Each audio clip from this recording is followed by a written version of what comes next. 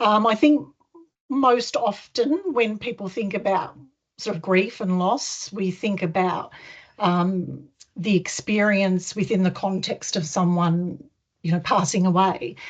And I think generally what people's responses to that is, people can expect, I guess, sympathy or compassion and support around that experience. And I guess that's where I guess it kind of differs to the experience often of carers within the out-of-home care system, is that it can sometimes, where there are experiences of grief and loss in a number of different sort of circumstances, I guess, there isn't that same response. It can often be the opposite, where the experience or the impact of it can be minimised or diminished, or not acknowledged. And I guess what we hear from carers often directly is that where it is acknowledged, it almost feels sometimes like a bit of a token acknowledgement, without any real sort of understanding, I guess, as to the deeper impact.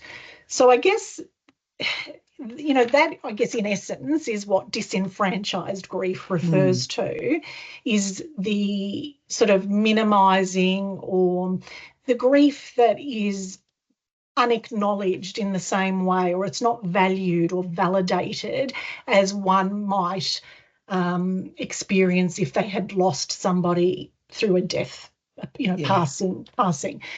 I guess through that minimising of the experience for carers, what comes with that? There's a lot that comes with that. And I guess, the lack of acknowledgement really extends to the lack of acknowledgement around the bonds and the attachments that you can develop over time, with children in your care. And the significance of that, I guess, doesn't hold as much weight as the bonds and attachments, again, if we compare it to grief experienced with the passing of somebody.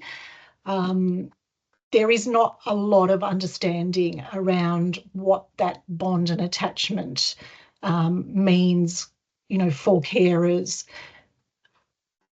Sorry, I've just had a pop-up message, got a bit distracted. Sorry. I just noticed that's okay. There were a couple of cameras still on. So if everyone could turn off, because we're recording their cameras, that'd be great. So I might just add quickly, sorry, Jake, I'll let you jump in.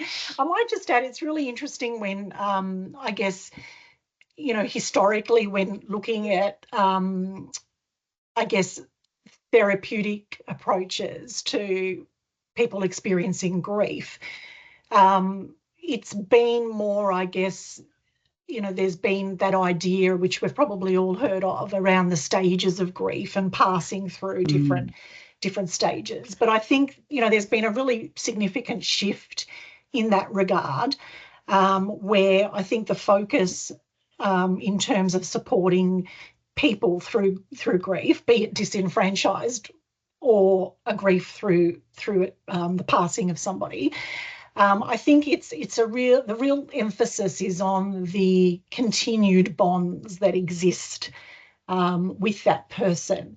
And that's where I guess we kind of go into that really tricky space within the caring role, because there certainly are continuous bonds, psychologically, emotionally, but there's no room for that to really continue in some way. And the diminishing of the importance of that can often leave people really, isolated and feeling, devalued. And we hear, a lot, again, as I was saying, directly from carers, that often they've experienced even people who are trying to be supportive and helpful, but they've heard things like, they're not your biological child anyway, or you knew it was only a temporary, placement, or they'll bond with someone else and you'll be forgotten. And again, there needs to be some real attention given to what impact that has for carers, because all of those comments don't validate the significance of the loss of the relationship in the first instance, but the loss and what that means going forward. So I think, again, just to kind of summarise, I guess for me, in terms of thinking about disenfranchised grief, it is those key words, I guess, when you're considering that as an idea, that the key concepts would be the sort of unacknowledgement, the diminishing, the not legitimate, that sense that this isn't how I should feel. People don't see me or don't see this as a legitimate experience, I guess. So I should be okay, or I should be moving on. And we'll talk more, obviously, across, throughout the webinar around the impacts of that personally and the system's response to that too. But I am aware I've been talking, and Jake would probably like to add a whole lot of additional insights. Did I miss anything in that sort of explaining of what it means?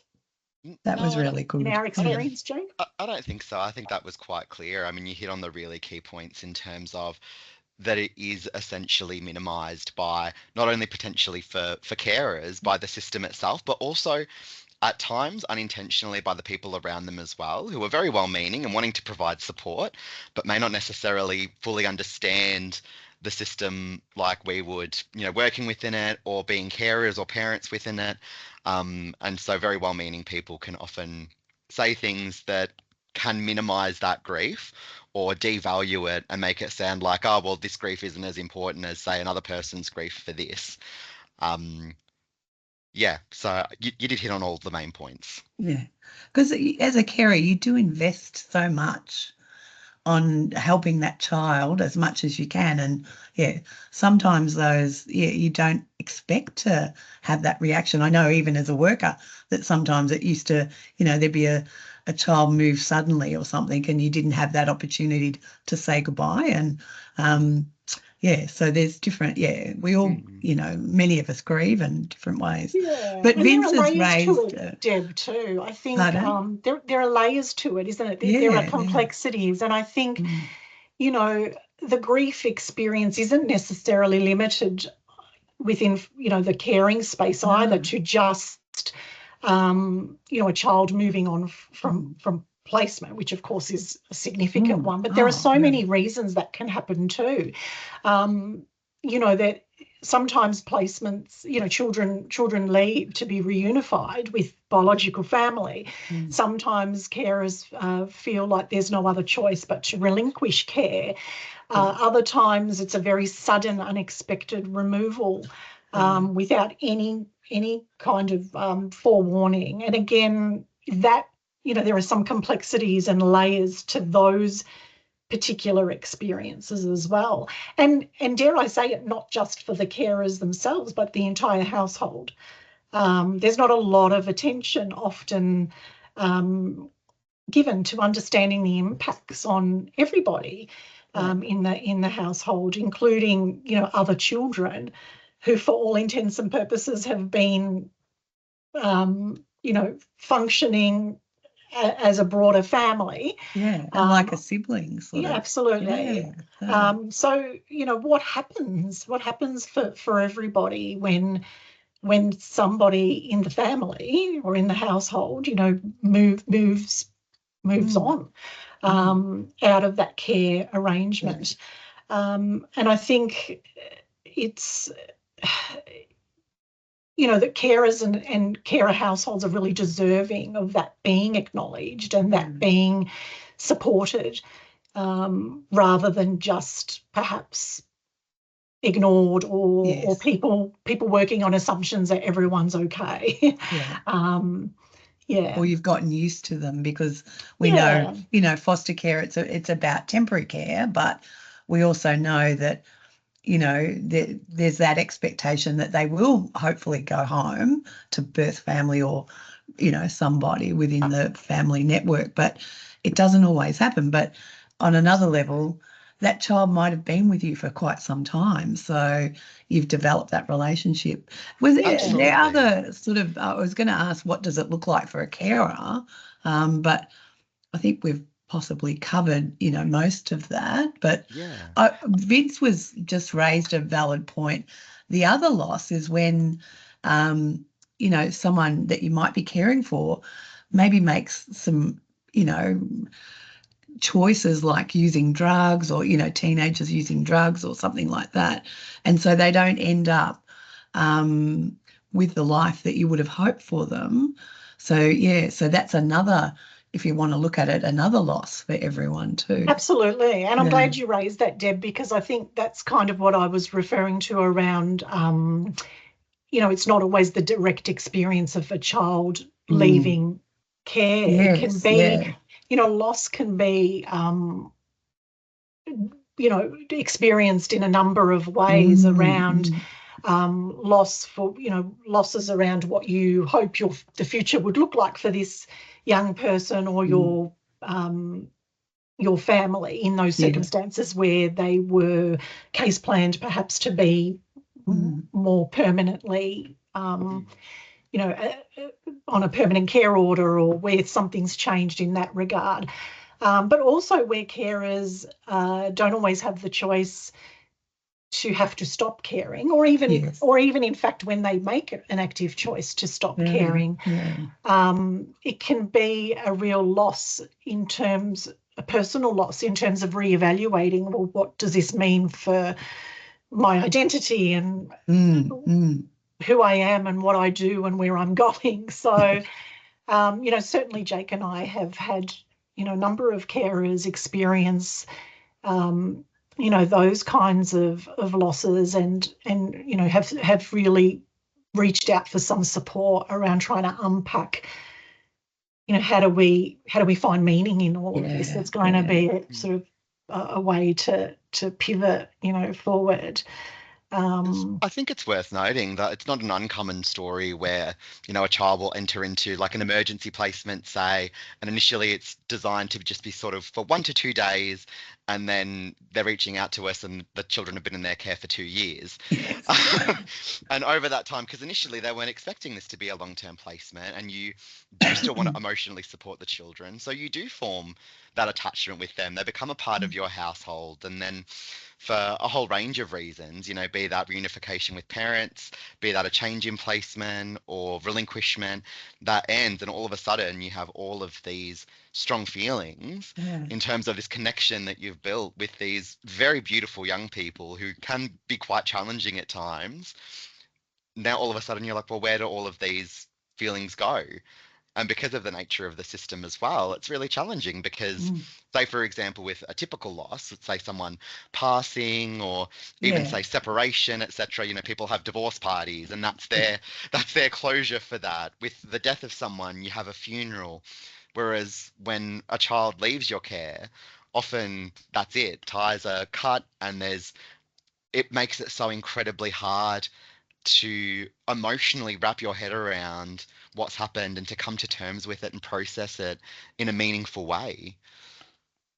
And I think what feeds into that is the mixed messaging often by what we're told by carers is that, and it's not something necessarily that's a conscious thought that, this is a mixed message, but I think it happens where, there's obviously encouragement and, to build bonds and form attachments and to immerse, to assimilate, children into the broader family. And that more often than not happens successfully and authentically. And, so for that to then, I guess, almost be the opposite in terms of messaging. So when the circumstances change and the child's no longer with the carer, there's almost the opposite messaging around you should be okay, or this isn't as impactful as perhaps again what's acknowledged. So carers feel really they tell us they're really caught in between that push or encouragement to, of course, connect. But then when it's time to disconnect, there's a sort of assumption that that's an easier thing than it actually is. So again, it's also layered by the circumstances, of course, but I think, yeah, in general, the impacts can be significant. And I think, Jake, you feel free to talk more to this, but I think, when we think about the impact, we kind of, like to think about it in terms of sort of the, biosocial, psychosocial. So, what are the sort of physiological things that are happening, through that grief and loss? What are the social impacts? Psychologically, what's happening? Spiritually, across all domains. And I think that's the part that, when you're talking about the diminished experience or diminished understanding of the experience, it's not really taking into account all those layers for people. Sometimes it's interesting too. I think, we've heard carers express that sometimes they diminish the impact for themselves for a whole host of reasons, one of which is not necessarily wanting a perception of them not coping, or, it's that worry about how might this be viewed if I actually really, articulate I'm struggling with this.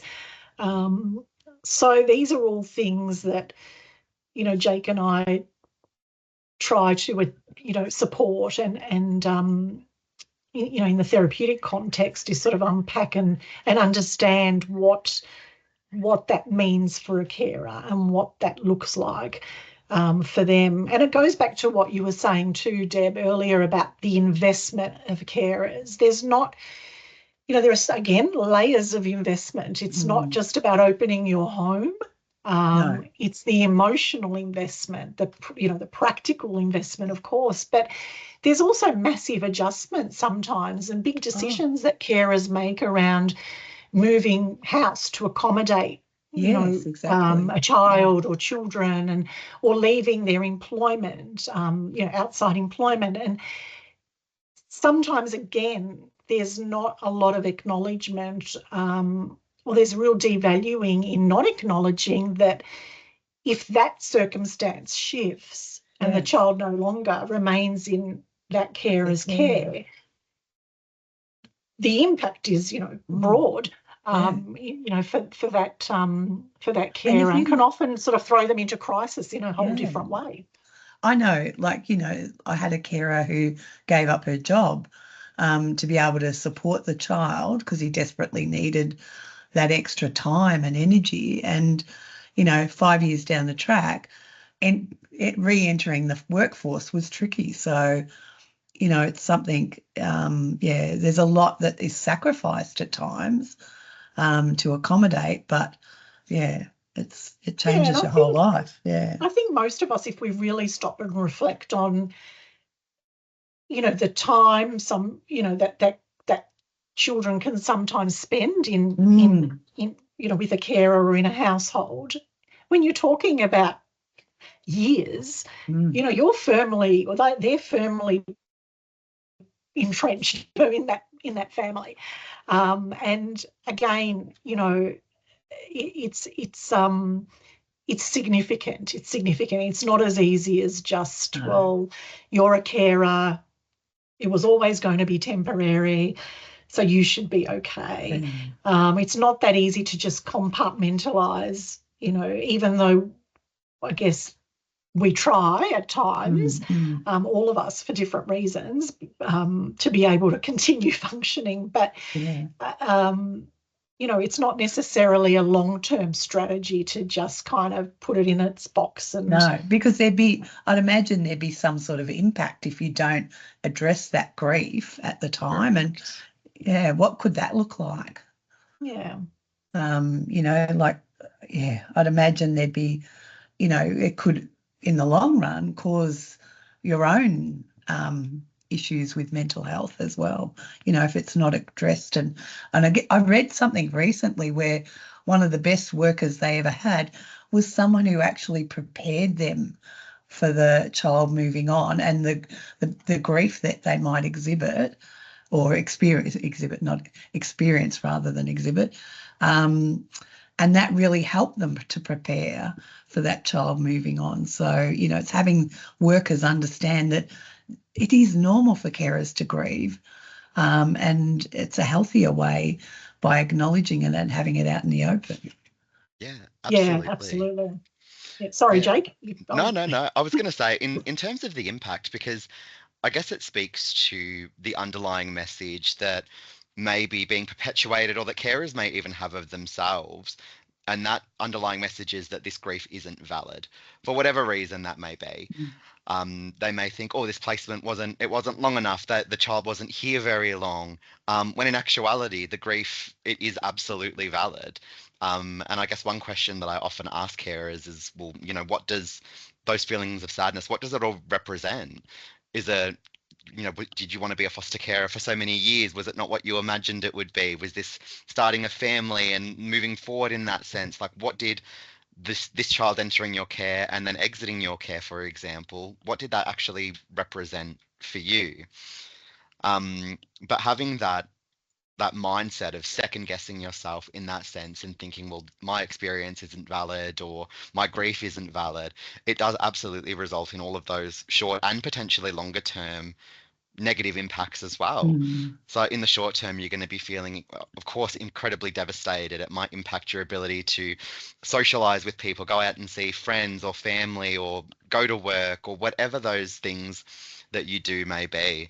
And you can usually see when it's having a significant impact if it's kind of impacting your baseline factors. So things like, are you eating much more or much less than usual? Are you sleeping much more or much less than usual? How stressed are you feeling throughout the day? Are you having trouble concentrating? Are you driving from place to place, but then you think, how on earth did I get here? I don't remember it. All of those sorts of things. And then if they're not, and then conversely, you can also just put on almost your blinders on and just try and carry on day to day as if nothing has happened, and almost live in a sense of denial, I suppose, from that perspective, both extremes of which aren't particularly healthy. And living in either of those extremes, it does and can result in those longer term mental health impacts. So like significant stress, anxiety, depression, all of those things essentially. And I think that's a really important message there too, is that whilst there are some shared, I guess, experiences which most people can relate to, it's also unique as well. Like, we shouldn't really Absolutely assume or presume that it's any one way. I think that's kind of the most significant thing we can do, I guess, within the sector, the broader sector, and people who are connecting with carers in supporting roles, is that the best thing we can do is really try and understand what this is like for them personally, and what meaning this has for them. And that's kind of your starting point, I guess, in really understanding how people are transitioning through when a child leaves their care. And transition is a big word, and it's one I've probably used deliberately, because I think transitions don't happen as well as they could or should. We'd probably all agree. But where there is some planning for transition, of course, the priority is often on the child, as one would assume is appropriate. But I think what we see happening is that it's exclusively on the child, and again, no attention given to the carer and the broader household. And it is a transitional phase for everybody. I think we need to really reflect to understand it on that deeper level. We need to really reflect on what a carer does. It's not just the day-to-day providing the clean bed and a meal. You know, we have so many carers talk to us about spending nights in hospital by children's bedsides and, you know, all these, you know, experiences which don't just provide for the direct care needs, but connect and build that bond in terms, you know, building the trust and the safety. And so, you know, what do we leave people with if we just don't acknowledge that that's part of what, you know, they've been they're experiencing, I guess. So the transition is absolutely essential to acknowledge that in the first instance, that this is transitional for everybody.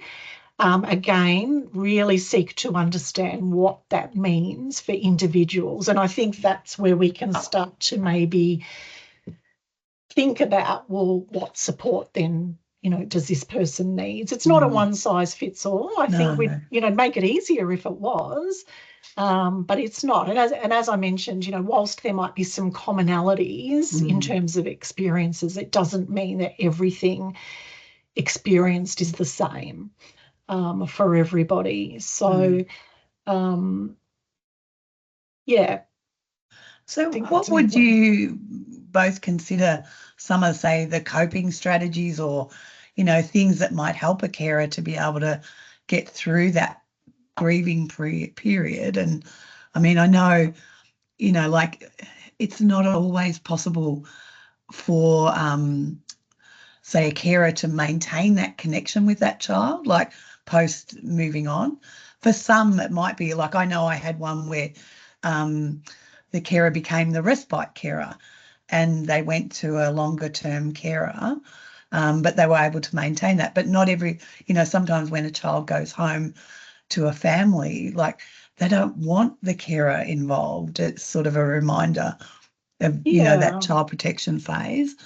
And but more are there often other than not, things? they're not And involved. then And sometimes it's, you know, it's not appropriate. Other times it is and it doesn't happen. And I think, you know, in terms of, I guess, how to support, you know, carers through that, again, transition, I like to think of it as kind of, I guess, two-pronged, if you like. You know, there's a systemic response and there are things systemically, I think, that could be done or should be done perhaps a little more mindfully than they are, you know, with intention, direct intention and purpose. And then there's obviously personal things that carers can do for themselves. So I don't know, Jake, you know, did you want to comment on either of those or both? Like, I think that's how I like to sort of conceptualize. I think it helps me understand, well, okay, you know, this is sort of part of what we can do, but then there's this, you know, this system that we operate in that might sometimes put some limitations on certain things, but certainly through you know, different practice, I think can certainly support carers through this experience. Yeah, for sure. Absolutely. And I think, particularly in terms of the system, I've spoken to carers before where there's been quite a quick turnaround after a child has transitioned out of their care to another child transitioning in. And it just creates this very kind of interesting dynamic, I suppose, where there are these unresolved feelings of grief and these unprocessed feelings that now they've got this another young person potentially coming into their care, and it's yet another family transition that you mentioned before, Tonya, which just upheaves everyone essentially. And then if all of these feelings haven't been fully addressed, then it's not really setting the new placement up nicely, I suppose. In that sense, it's doing you a disservice in essence, like as parents, as carers, it does you a disservice by doing that. So from a systemic perspective, often one of the things I'll ask carers is, you know, do you feel ready to have another child in your care at this point in time, or do you think a bit of a break would be appropriate? what's going to help you process and manage your feelings at this point in time so that you can continue doing your role in a way that you're really pleased with and really proud of. In terms of personally, because there is that cut off of contact often by virtue of the system, often we're left with all of these questions about what this child will continue to grow up like. Will they re-enter the system? Will they grow up and be amazing? What happens from there? And often we won't get the answers to those questions, as horrible as that reality is. And so not only then are you grieving the fact that this child has left care, has transitioned out, you're also grieving a potential future that you're not going to get to be a part of also. So it's so multi-layered, and that's where, even as you said before, Tonya, it is such a unique experience in that sense compared to other forms of grief. I think reaching out to someone who understands is often a really good starting point. Be that professional, be that personal. So if you have parents, sisters, brothers, anyone who's been on this journey with you or knows what you're going through to an extent, if they're supportive and understanding in that sense, I think that's always really good. I know sometimes case managers can be a really great point as well. Tonya and I, of course, we understand the system. We know some of the challenges that can be presented when children transition out unexpectedly or quite suddenly. So we can provide some of that support as well. But it can be around finding those activities or those rituals to help you acknowledge and understand your loss from that perspective. So I've had carers create photo albums before of their time with the child or the young person, or write a letter to them that they can, like, for when they're 18 and what they'd experienced throughout that time. Little things that remind the carer of them to show that they haven't been forgotten. Just all of those little things I think can be really helpful, and just reminding yourself that your grief and those powerful feelings are absolutely valid. It's not there's nothing wrong with it. It's nothing bad from any sort of perspective. All of those feelings and all of those experiences are absolutely understandable and absolutely valid. Sorry, Deb. No. I was just going to add, certainly again from the systemic point of view, there are some things that can be built in, which Jake's already sort of mentioned some of them, but, making sure there is an opportunity, I guess, for check-in and debriefing and, taking a bit of a pause to, whether that's a week, 2 weeks, it's going to look different for everybody, but it's just about really trying to, pause and reflect. So again, there is certainly a role for structural things to kind of be in place, but more than that, it is really a time where, self-compassion is really important. Owning that, and acknowledging again personally that that's, where you're at, and owning that it's valid.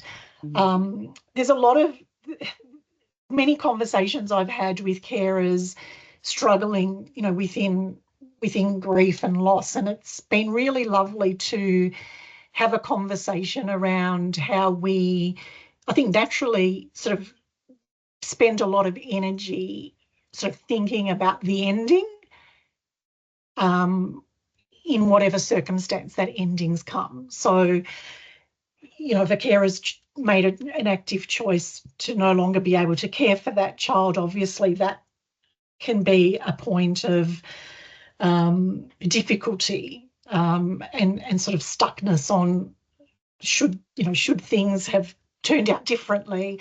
It's the same thing, I guess, to be said if there's a sudden removal. And whilst that's expected, that we give some attention to the ending, it's been really lovely to try and open up conversation about the journey, the whole care experience with this child, because I think the ending is part of it, I guess, the most recent part of it, but it's not the whole story of what you've been able to experience with this child. And I think the reflection on that has been really powerful, because it helps people to not necessarily diminish, the significance themselves. It actually highlights and validates the contribution and gives them some really, I think, special things to actually hang on to through that grief or through that loss. So for example, really acknowledging or thinking about, when this little person first came, this is what it was like, and then we were able to do this, and these were some key moments that we enjoyed as a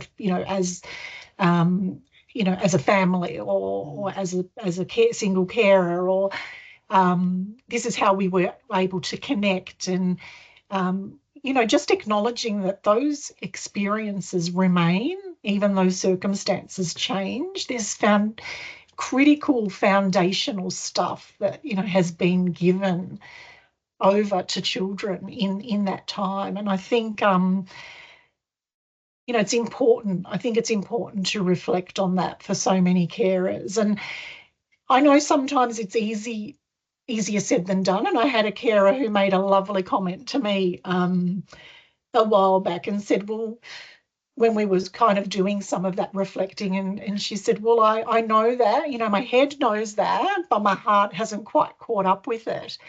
And I guess, that was a really lovely, there's a lovely message in that, in that it's also taking some time and, again, some self-compassion, being kind to yourself around, giving your heart some time to catch up if it ever does, because that's the other thing. Previous sort of thinking about grief was that, as we mentioned before, is that you sort of transition through different stages and then there was an end point. But it's not necessarily like that. So I guess being open to that understanding too, that it's not like a neat little box that you can say, well, this is done for me now, and it doesn't mean we never move on, of course, or never find meaning in other things. But that's important also in the context of carers too, because there can be, going forward with other children, can be triggers around a whole lot of things.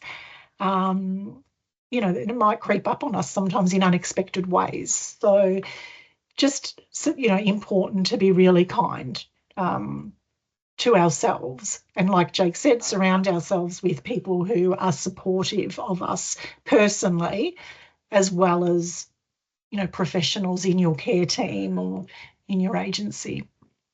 So yeah, thank you, Rosanna. I think she's popped out. So. Yeah.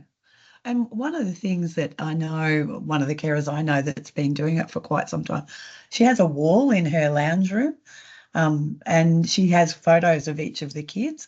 And even though, it can be quite sad and distressing when those children move on, she's got like a record of it, and she finds it quite helpful.